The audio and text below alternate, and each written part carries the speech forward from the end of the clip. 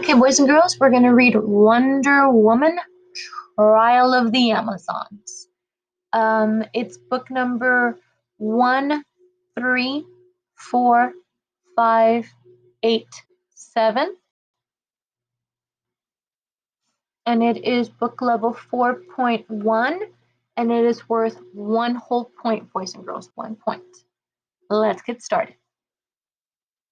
Chapter 1, A Dangerous Dive. Don't jump, Diana, it's too dangerous. A handful of young women stood on a windy cliff on the island of Themyscira, 100 feet below. Ocean waves pounded and swirled. One woman, Clea, stared down at the foaming waves and shuddered. There are rocks down there, added Clea. I don't think you should do this, Diana. We all know you're the best diver. Clea was speaking to another young woman who was kneeling on the ground. While lacing up her sandals, Diana stared up at her friend. You may think I'm the best, Clea, she said, but I still have to prove it to myself. What will your mother, the queen, say? Clea asked. Diana stood up and shrugged. What she always says, dignity, Diana, remember your dignity. A few of the other women giggled. Clea frowned. Well, you are the princess of the Amazons, Clea said. Right, said Diana, which reminds me. She pulled her crown from her dark, waving hair and handed it to her friend. Hold this for me. Diana threw a glance at the churning waves below her. She took a deep breath, relaxed her shoulders, and then leaped off the cliff. Her hands and arms formed a sharp V shape. The princess dived headfirst toward the water like an arrow. Splash! Seconds later, Diana's head burst above the surface of the ocean. She gulped in deep lungfuls of air. She had done it. When she looked up at her friends on the edge of the cliff, Diana waved and smiled, but her companions were not looking at her. High in the cloudless blue sky, a fighter jet streamed above the island. As Diana watched, the nose of the jet dipped dangerously toward the ocean. It's going to crash, Diana shouted. Whoosh! The jet crashed into the water. Without thinking, the Amazon princess swam toward the impact. Her powerful arms carried her smoothly through the waves. Splash! Something hit the water nearby. Diana turned and saw a parachute landing on the ocean. Strapped to the parachute's harness was a pilot in a military flight suit. The young man seemed to be unconscious. The princess swam quickly to the man's side. She hooked one arm around his neck and then turned back to shore, pulling his motionless body through the waves. She headed toward a section of the island with a gravel beach. The young man needed medical attention, but Diana knew that bringing the man onto the island was impossible. According to ancient law, no man could set foot on the island of Themyscira. Since the beginning of time, only Amazons, the female warriors, were allowed to live there. All male trespassers were put to death. According to the same law, the day a man set foot on Themyscira was the day the island would sink into the ocean. The Amazons would disappear forever. Diana, however, was determined to save the injured pilot. Her brain was as strong as her muscles. The princess would figure out a way to help him. Chapter 2, The God of War. Hippolyta, the queen of the Amazons, was furious. She was staring into her magical orb that rested in a hidden chamber deep within the royal palace. The orb had the power to show the queen any scene from the world of humans. Today, what the queen saw made her angry and frightened. Hippolyta strode from the chamber and summoned one of her servants. Send for the princess, ordered the queen. She is already here, said the servant. Diana is waiting for you in the meeting hall, and she has. The servant turned red with shame. What is it? The queen asked. Hippolyta thought the young servant was going to faint. Swiftly, the ruler of the Amazons marched to the royal hall. As soon as Hippolyta entered the room, she froze with disbelief. In the center of the room stood her daughter, Diana, proud, athletic, and still a little wet. Next to her stood four of the girl's companions. The friends held a crude hammock woven of reeds and grass. Laying on the hammock was the body of an unconscious mortal from the outside world, a man. Hiblotya's eyes blazed. "Have you lost your mind?" cried the queen. "How can you bring this man onto our island? You will bring the destruction of our world," shouted the queen. Diana dropped to one knee. "Listen, mother," she said. "Do you hear the earthquakes rumbling? Are the mountains of Semskyria falling into the sea?" The other four girls trembled with fear. Hippolyta raised her head and listened. The marble chamber was silent, except for the breathing of the sleeping man. "You don't hear anything, because it isn't happening," said Diana. "The ancient law of the Amazon states that no man may set foot on Themyscira." Diana gestured to the hammock. "Well, he hasn't set foot on the island. In fact, he hasn't touched it at all." Queen Hippolyta grinned at her daughter's cleverness. "You still haven't explained why you brought this mortal here," she said. "His plane fell into the sea," said Diana. "I couldn't let him die. It is the duty of the Amazons to protect and defend the helpless, no matter who they are." "I am well aware of the duty of the Amazons," said Hippolyta. "I am also aware that the duty of the princess of the Amazons is to protect her sisters from the outside world." Queen frowned. "Take him to the infirmary," she said. "Have his wounds tended. I will decide his fate later." Queen Hippolyta turned to her daughter. "Come with me, Diana."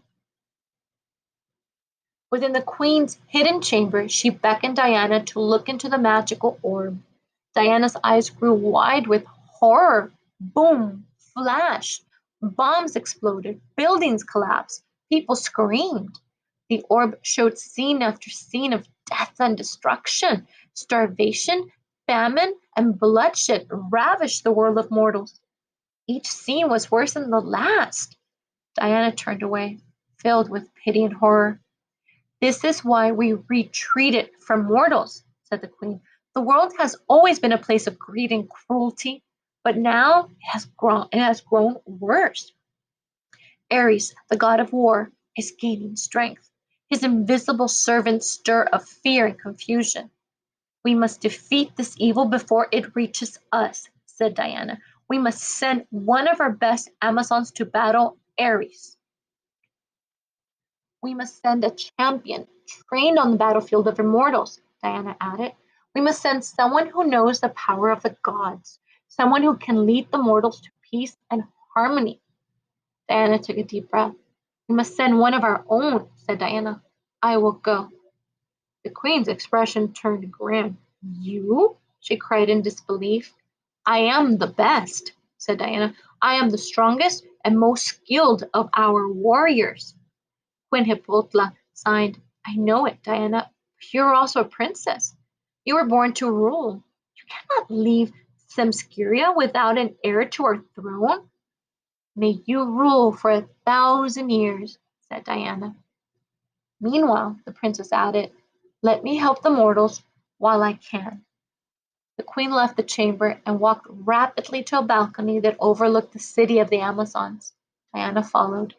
"We will send a champion," said Hippolyta, pointing outside. "The champion will come from our sisters out there, not from inside this household." "But," Diana began. Hippolyta raised a hand.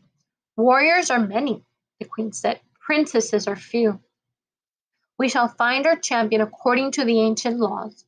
We shall have a contest, the trial of the Amazons." Chapter 3: The Mask of Bronze. 1 week after Queen Hippolyta's decision, a field in the center of the island had been cleared, smoothed, and filled with wooden stands. A vast crowd sat in the stands. They watched as the queen entered the field in a chariot drawn by white stallions. "Hail, Hippolyta! Hail to our queen!" the crowd chanted. The queen reined in her horses and waved to the crowd. "Today we choose one of our own," she said. "Today we choose our best warrior," Hippolyta announced. "After a day of contest and event, only one warrior will remain, and that warrior shall represent all Amazons as she fights the power of evil in the world of mortals. Hiplotla raised her arms to the sky. So now, she commanded, let the trial of the Amazons begin. Trumpets sounded, voices cheered. A parade of 100 contestants marched into the grassy field. The women were armed with javelins and shields. Some of them wore helmets and armbands, and one, standing apart from the rest, wore a strange bronze mask that shielded her face. The mask gleamed in the sunlight, while the warriors bowed toward the queen as she took her seat in the stands. Then the trial began. The first event was called Arrows and Rings. This challenge tested a warrior's skill and concentration. A small device tossed 9 metal rings into the air. Each warrior had to shoot an arrow at the rings. The rings were each tightly covered with cloth like the skin of a drum. The warriors whose arrows pierced the cloth and captured the most rings would move on to the next event. Bows hummed and arrows soared. Several warriors captured 3 or 4 rings at a time. Then the warrior in the brass helmet took her turn. Carefully, she drew back the string of her bow. Rings were released into the air. Swing! Swing! The masked warrior's arrow flashed toward the 9 rings. When the arrow landed in the grass, a young girl ran and fetched it. She lifted the arrow above her head. It had captured all 9 rings. The audience cheered loudly for the mysterious victor. An elderly counselor next to the queen leaned forward. "Where is Princess Diana?" she asked. "Is she coming to watch?" Hiplotla frowned. She knew that Diana was upset. The queen glanced toward the palace. On the balcony stood a familiar figure with long black hair and a crown. "The princess has chosen to watch from the palace," answered the queen. She did not mention that her daughter was too angry to join her in the stands. All morning the trial continued. The next events were the obstacle race, the javelin throw, and the deer chase. After break at noon, each warrior had to recite a poem from famous battles and Amazon heroes. The band of contestants that moved on to each new event grew smaller and smaller. But the masked warrior was always included in the winning group. As evening approached, only 2 warriors remained, the masked warrior and the mighty Themis. Queen Hippotlas approached them. "You have done well," said the queen. "Only one test remains. This test shall require all of your strength and courage." Low hills bordered the edge of the grassy field. The queen led the 2 warriors toward one of the hills. The mouth of a dark cave loomed in front of them. Hippotlas pointed toward the entrance. "No one shall watch this trial," she said, "not even me. For this is the cave of truth. Whatever test the gods have devised for you within, only the best warrior shall step forth as the winner. Go, my sisters, and may Hera help you." The 2 young women bowed to the queen. Then they disappeared into the mysterious tunnel.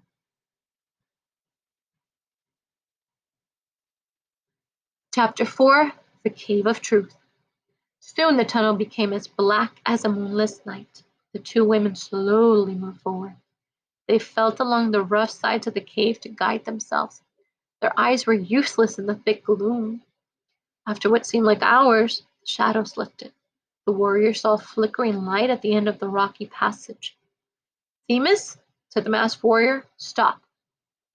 Themis frowned. "Why? Are you afraid, sister?" she demanded. The masked warrior bowed her head. "This is the cave of truth," she said. "There can be no secrets here." She removed the brass helmet and mask from her head. "Diana!" cried Themis.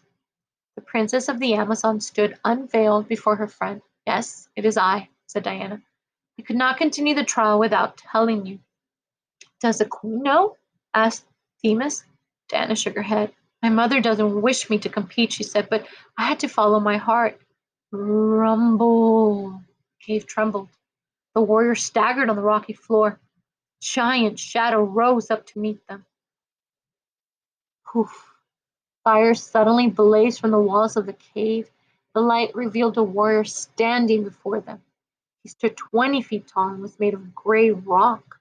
He gripped a giant spear and shield. "Whose statue is that?" asked Themis.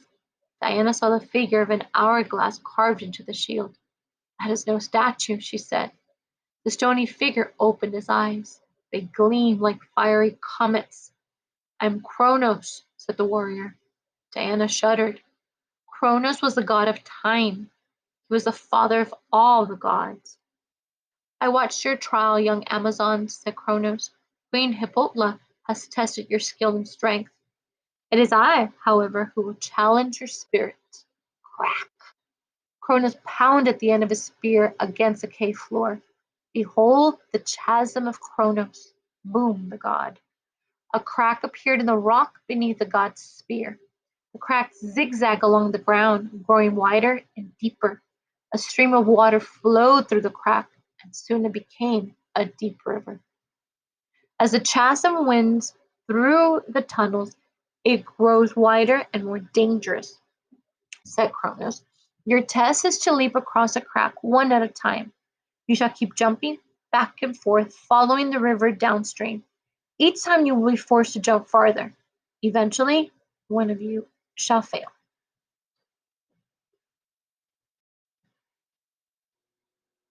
The warrior whose feet lands at the farthest point shall become the winner. Themis and Diana both eyed the widening chasm. "There's more," said Kronos. "This is the cave of truth. To discover the truth of your courage, I have removed your immortality. You are now like the humans of the outer world. You can feel pain. You can be wounded. You can even be killed." "My mother did not warn us of this," said Diana. "Hippolyta does not know," said Kronos. "She asked only for a test from the gods, and I shall give you such a test." The god turned his flaming eyes on the women. Princess Diana heard a voice deep within her head. It sounded like the hiss of a snake. "Hippolyta does not know that her own daughter may lose her life." When do we begin, Kronos?" Diana asked. The stony giant dissolved into the shadows. "Follow the river," whispered Kronos. "It shall lead you out of the cave. Beware, it may also lead to death." The two warriors moved forward. The chasm was only a few feet wide at first. It was easy to leap across. The farther they moved downstream, the wider the chasm grew. Soon, Diana had to take a running start before she jumped. At one point, Themis's sandal caught on the edge of the chasm. She quickly regained her balance. Diana leaped and heard the rush of the deep river flowing below her. She too reached the other side. Finally, the two warriors came to a point where the chasm was 30 feet wide. On the other side was a tunnel that led outside. "This is our final jump," said Themis. "May Hera give me strength." Themis stepped back several yards from the edge of the chasm. Then she ran as quickly as she could. At the edge, she pushed off with her powerful legs. Whoosh! Up she soared. Themis raised her arms and aimed toward the other side. Oomph! Themis fell onto the face of the opposite cliff. Fingers fought to fight a hold on the rock. She dangled helplessly above the river. "Don't jump, Diana, it's too dangerous," Themis cried out. "I'm coming over to help you," said Diana. Like Themis, Diana stepped back several paces from the edge of the chasm. The princess of the Amazons took a deep breath. She relaxed her shoulders, and she ran and leaped off the cliff. She sailed through the air. Her bare feet would have easily reached the other side. That was not her goal. Instead, Diana landed next to Themis on the edge. But Diana used her free arm to push Themis up toward the lip of the chasm. "Grab the edge," she yelled. Using her last shred of strength, Themis pulled herself up onto the edge, and she reached down toward Diana. She pulled her friend up beside her. Diana breathed heavily, kneeling on the rocky ground. She turned to her companion and said, "You have won, Themis. You reached the edge before I did." "Only because your strength was greater than mine," said Themis. Diana shook her head. "The cave of truth does not ask for excuses. According to the rules of the test, you have won." Themis rose to her feet. She dusted herself off, lifted her head, and walked out of the cave. For a long while Diana did not move. She sat at the edge of the cliff and gazed down at the dark river. She thought of the trick she had played on her mother. Cronus was right, Diana said to herself. A true warrior must not hide. She must be herself and face the consequences. Then Diana stood up. She unbound her hair and let it fall to her shoulders. Her helmet had been left far behind. No matter, thought Diana, she would not need it now. She walked out of the cave ready to face the anger of her royal mother. Chapter 5. Wonder Woman. As Diana walked into the sunlight, she heard the crowds cheering for Themis. Themis would now become the champion of the Amazons. She would travel to the outside world and fight side by side with humans. She would use her amazing abilities to defeat the evil power of Ares. Themis ran to Diana's side and grabbed her hand. A wide smile brightened Themis's face. "They're cheering for you, Diana," Themis said. "I don't understand," said the princess. Suddenly the cheering stopped. Silence fell over the grassy field. Queen Hippolyta was riding her chariot straight toward Diana. The majestic stallions pawed at the air and stopped a few steps from Diana's bare feet. Hippolyta rushed out of the chariot and onto the ground. "What is the meaning of this deception?" she thundered. Diana kneeled and lowered her head. "Forgive me, mother," she said, "but how could I send one of my sisters into the world to battle if I am not willing to fight too?" Hippolyta stretched out her hand and helped her daughter to her feet. "Spoken like a true princess," she said. The queen led her daughter into the chariot. She snapped a whip and the horses snorted. They raced back towards the stands that held the onlooking Amazons. Hippolyta addressed the crowd. "Themis, the bull, has told us what happened in the Cave of Truth. She has told us how another warrior saved her life, a warrior who showed not only bravery and strength, but also the other qualities of a true Amazon: kindness, fairness, and self-sacrifice. That warrior has won the trial of the Amazons," continued the queen, "and that warrior is my daughter, Princess Diana." Roar! The Amazons in the stands cheered with joy. "You're not angry with me?" whispered Diana. "No, I'm proud of you, my daughter," said Hippolyta, smiling. Three young women dressed in gold ran from the stands. Each held a precious object that they handed to the queen. "These gifts shall help you in your battles," said Hippolyta. "First is a golden lasso. A person trapped in its coils is forced to tell the truth. Next, the queen gave Diana a new pair of silver bracelets. These have been forged by the weapon maker of the gods. They will defend you and those who seek your protection." The third servant handed the queen a shining band of gold. "Take this golden tiara," said Queen Hippolyta. "It can fly through the air, cut through steel and stone, and will serve as a symbol of your royalty," the queen said. "Dignity," thought Diana. "Always dignity. By the way, daughter, who was the young woman who watched the trial from our balcony?" the queen asked. "The one who looked like you?" Diana coughed. That was my friend Clea. I'm sorry for deceiving you, mother." "I was surprised by your trick," said Queen Hippolyta, grinning. "This way, daughter. Now it is my turn to surprise you." The Amazon champion followed her mother behind the wooden stands. A strange sight met her eyes. The young pilot she had rescued from the ocean was sitting on the beach. "He's touching the ground!" exclaimed Diana. Hippolyta folded her arms. "Look closer," she said. Diana squinted and saw that the pilot was not resting on the island. He floated several inches above the sand. "Behold!" said the queen. "Poof!" She waved her hand, and a jet airplane appeared in front of them. It seemed to be made of glass. The pilot was inside the translucent machine. I don't understand," said Diana. "You need something fast and light and invisible. The humans for transportation," the woman said. "This airplane will transport you across the countries of the outer world," Hippolyta said. "It's perfect," said Diana, smiling. "You'll need it. You start your mission today," the queen said. "Today?" gasped Diana. "The power of Ares must be stopped," said the queen. Today is the beginning of your new life, Diana, and you can begin by taking this poor man back to his home. Diana embraced her mother. Thank you, said the princess. I shall return one day, I promise.